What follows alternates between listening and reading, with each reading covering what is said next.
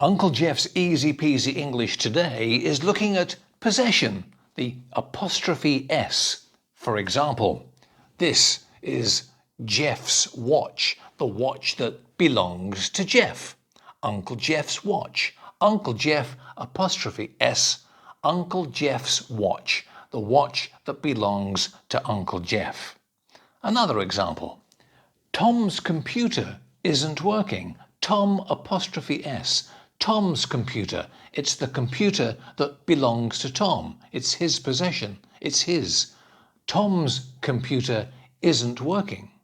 Another example. How old are Sonia's children?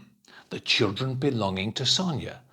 Sonia, apostrophe S. How old are Sonia's children? What's John's sister's name? The name that belongs to the sister of John. What's John's sister's name? John, apostrophe S, sister, apostrophe S. The name of the sister of John. But that's too complicated, too long a sentence, so we say, what's John's sister's name? And one more. Be careful, don't step on the cat's tail.